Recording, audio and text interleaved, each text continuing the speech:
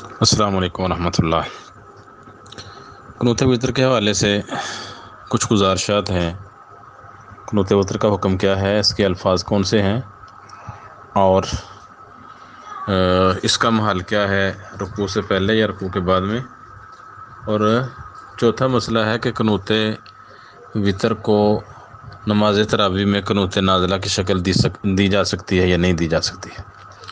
پہلا مسئلہ قنوت وتر کے حکم کے بارے میں ہے۔ قنوت وتر ایک مسنون اور مستحب امر ہے، کوئی کرنا چاہے کر لے دعائے قنوت وتر میں، چھوڑنا چاہے چھوڑ لے، یہ واجب نہیں ہے۔ احناف کے نزدیک وتر میں قنوت واجب ہے، لیکن جمہور علماء اور عام محدثین کے نزدیک قنوت وتر لازم نہیں بلکہ ایک اختیاری عمل ہے، کوئی کرنا چاہے کر لے، کوئی نہ کرنا چھوڑنا چاہے چھوڑ دے۔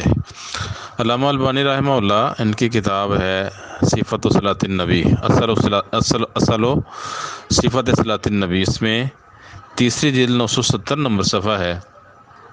علامہ البانی رحمہ اللہ بیان کرتے ہیں کہ کبھی کبھار قنوت کر لینی چاہیے، کبھی کبھار چھوڑ دینی چاہیے۔ کہتے ہیں یہ موقع ہم نے اس لیے اختیار کیا ہے کیونکہ ہم نے وتر کے بارے میں وارد احادیث کی ریسرچ کی، تحقیق کی، تو یہ بہت سی روایت ہیں۔ فوجدنا اکثرها لا تتعرض لذکر القنوت مطلقا، تو ہم نے بہت سی احادیث ایسی پائیں جن میں مطلق طور پہ قنوت کا ذکر ہی نہیں ہے، جیسے حضرت عائشہ کی حدیث ہے، ابن عباس کی اور دیگر صحابہ کرام کی وتر کے بارے میں مروی روایات میں ایسے ذکر ہی نہیں ہے۔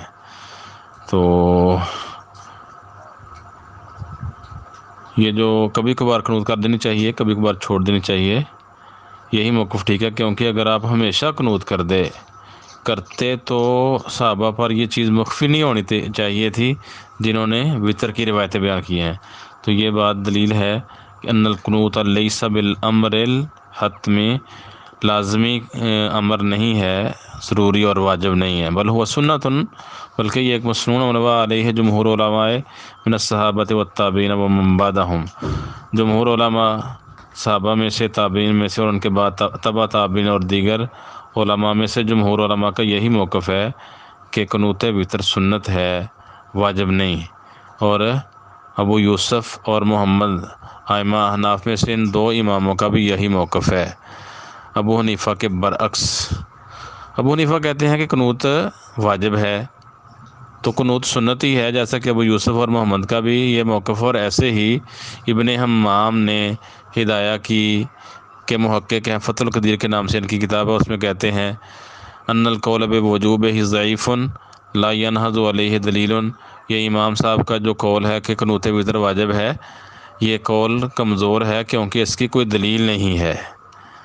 تو اس سے ثابت ہوا کہ قنوت وتر جو ہے وہ مستحب عمل ہے، اختیاری عمل ہے، کبھی کر لیں کبھی چھوڑ دیں، سرے سے ہی نہ کریں کوئی گناہ نہیں، صرف آخر میں ایک رکعت پڑھ لیں تو اس سے وتر ہو جاتا ہے۔ اس میں قنوت وتر ضروری اور لازمی نہیں ہے، پڑھنا چاہو تو پڑھ سکتے ہیں، کیونکہ اللہ کے رسول نے سیدنا حسن بن علی رضی اللہ تعالیٰ عنہ کو قنوت وتر کی دعا سکھائی تھی، تو جس سے ثابت ہوتا ہے کہ یہ پڑھنا جائز ہے، مسنون ہے، لیکن ضروری نہیں۔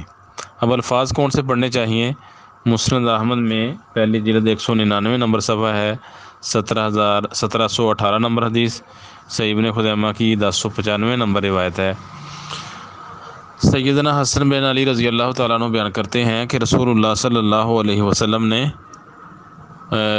مجھے کچھ کلمات سکھائے جنہیں میں قنوت وتر میں پڑھوں۔ وہ کلمات یہ تھے، اور یہی الفاظ اللہ کے رسول سے قنوت وتر کے ثابت ہیں: اللہم اہدنی فیمن ہدیت وعافنی فیمن عافیت وتولنی فیمن تولیت وبارک لی فیما آتیت وقنی شر ما قضیت فإنک تقضی ولا یقضی علیک انہ لا یذل من والیت تبارکت ربنا وتعالیت۔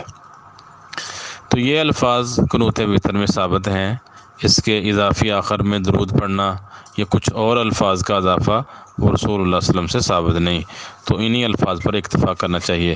اب قنوت وتر رکوع سے آخری رکعت میں، رکوع سے پہلے پڑھیں یا رکوع کے بعد میں، تو اس کے بارے میں صحیح بات جو ہے کہ قنوت وتر میں دعا وتر سے رکوع سے پہلے ہاتھ اٹھائے بغیر پڑھنی چاہیے۔ اس کے بارے میں ایک روایت ہے صحیح بخاری میں 1002 نمبر، صحیح مسلم میں 677 نمبر روایت ہے۔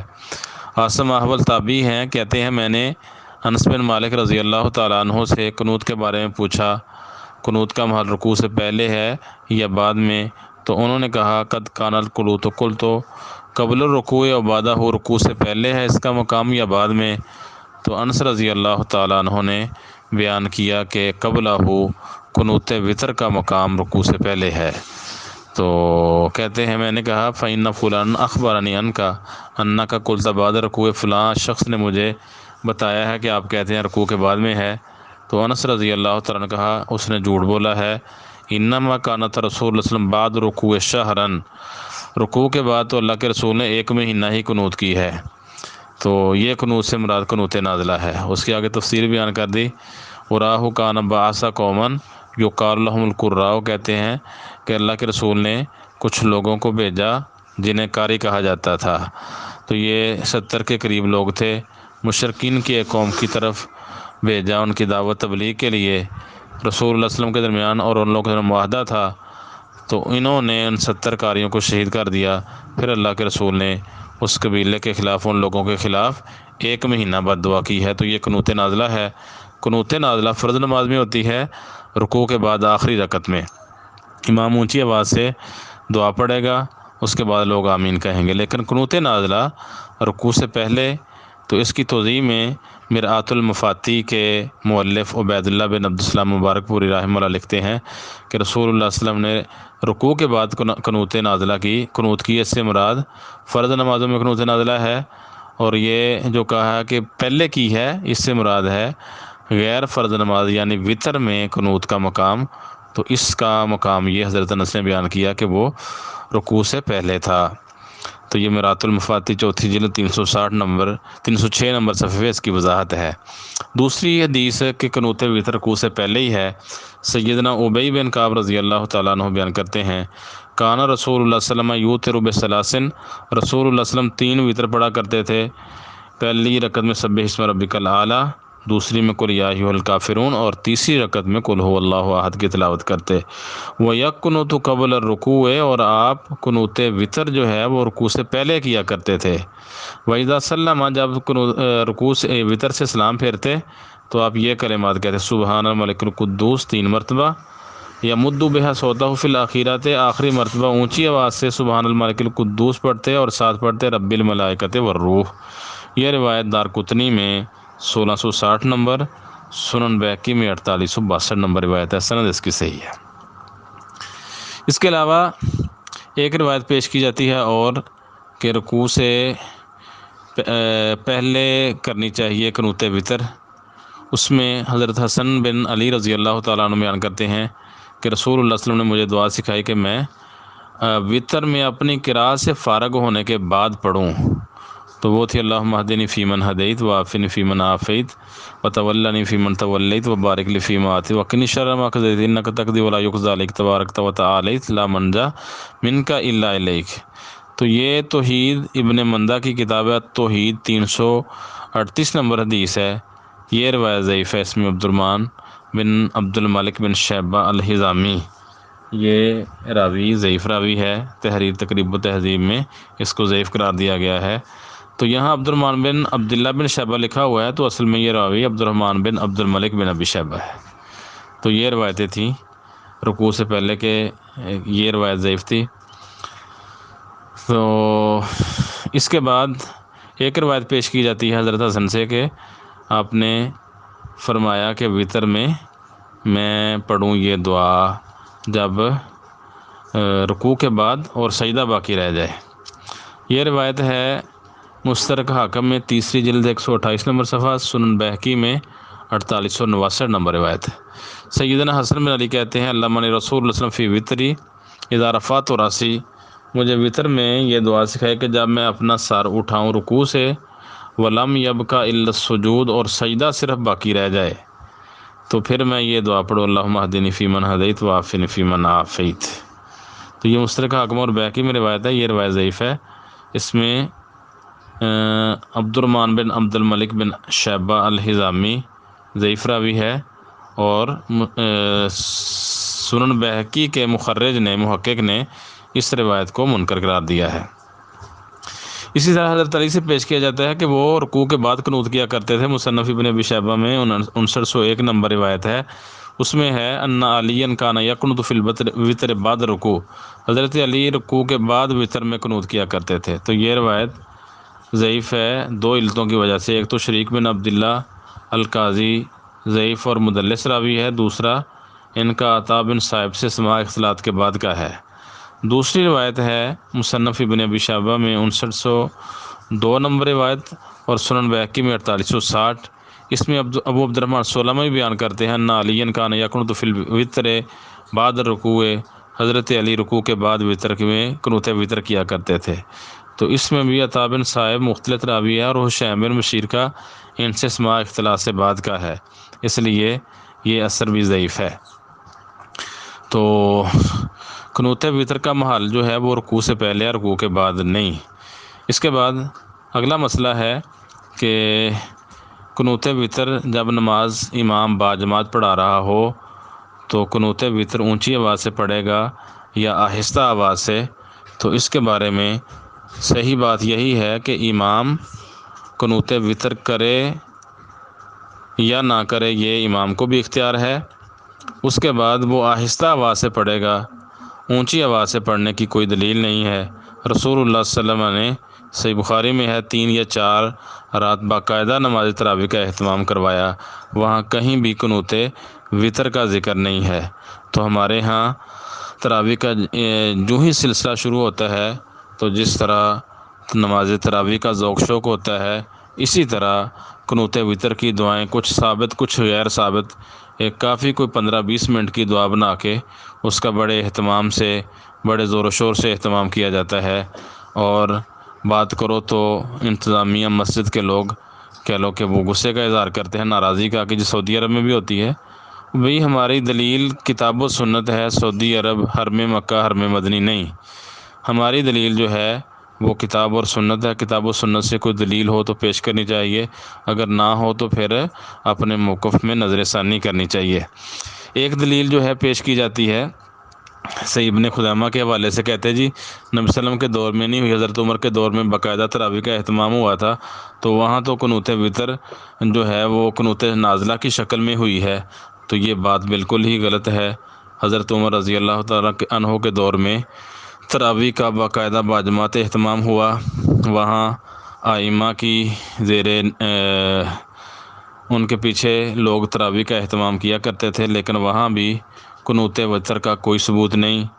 ہاں اتنا ثابت ہے کہ لوگ جو اس کے دلیل کو دیکھ کے یہ سمجھ آتی ہے کہ وہاں شروع رمضان میں نہیں، ایک تو نصف رمضان میں 15 دن گزرنے کے بعد دعا کا اہتمام ہوتا، دوسرا وہاں قنوت وتر نہیں ہے، وہ تو قنوت نازلہ کی دعا ہے اور قنوت نازلہ ہی محسوس ہوتا ہے۔